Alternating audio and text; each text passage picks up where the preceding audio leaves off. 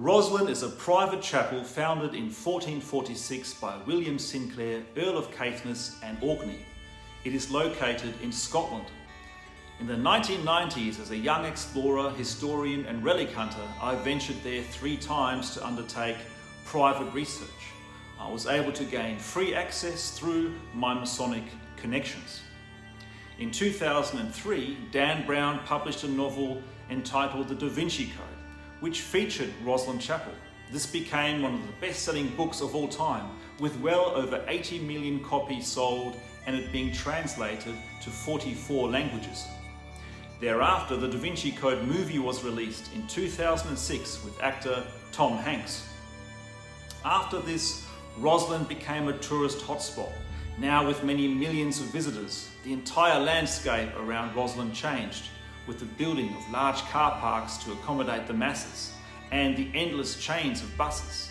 This global spotlight on the chapel meant controls had to be implemented, security systems, security guards, and of course filming restrictions.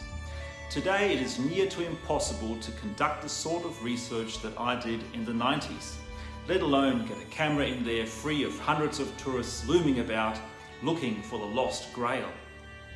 Why was I flying to Rosslyn from Australia as a young man?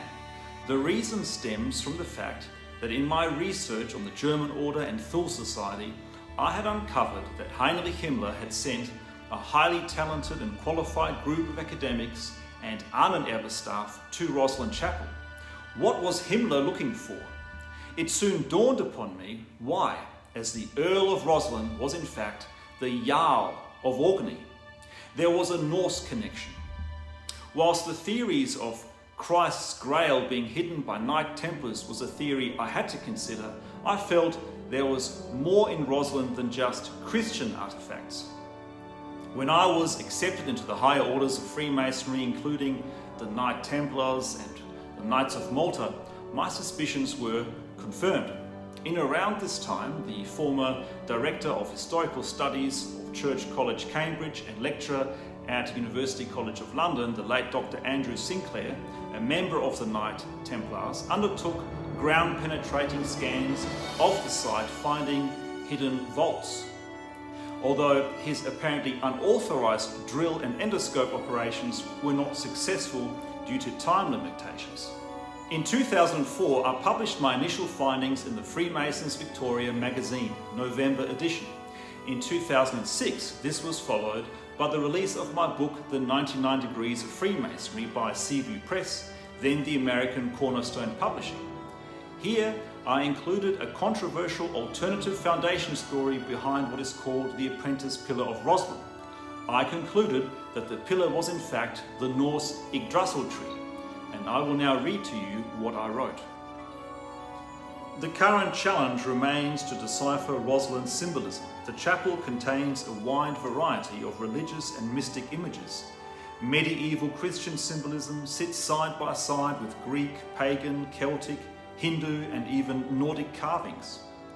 The Apprentice pillar may be a representation of the Yggdrassil tree of Norse and Saxon mythology.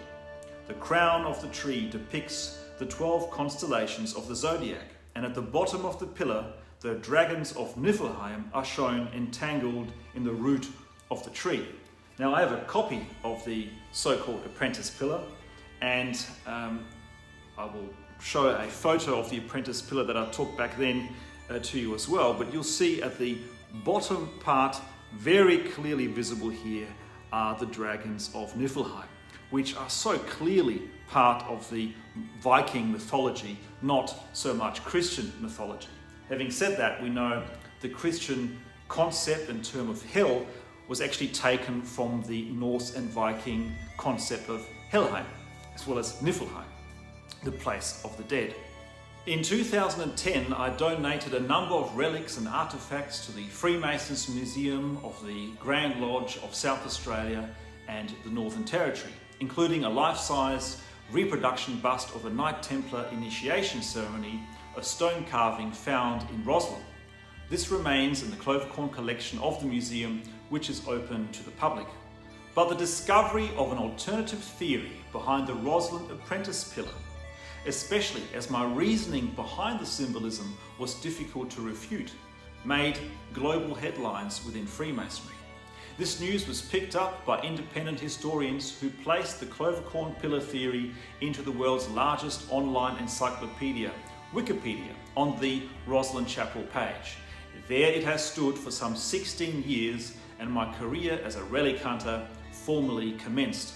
It is one of the most important discoveries of my life, and this is the first time I speak about it openly. And this is because I have been somewhat restricted in my ability to speak about the subject due to my membership in a number of orders who wish for information on Rosslyn such as this to be kept inside a circle of trust. Hence, I repeat nothing here which is not already on the public record, with the exception that I accompany the words with my original footage. I have some other stories to tell, such as my exploration of the underground tunnel system of Rosslyn, something I cannot do yet. So now I release, for the first time, the footage of Rosslyn Chapel. If you are interested in this topic, why not consider my book on Freemasonry, or my book on Norse mythology, and even my recently published book on Nazi clandestine Freemasonry, where I have translated the secret rituals of the German Order of Thule Society, another world first, which I'm very proud of. Why am I publishing this rare footage now? Well, I feel it's important that history is transparent. I want to encourage young men and women to search for truth, uncover the hidden. Rosslyn is the melting pot of Christian, Viking, Saxon, Gnostic, Rosicrucian and many other mysteries. And better still, we haven't yet unraveled all of its mysteries. What better way to encourage the yearning for education than to allow the public to study these images and make their own headwinds back to the future?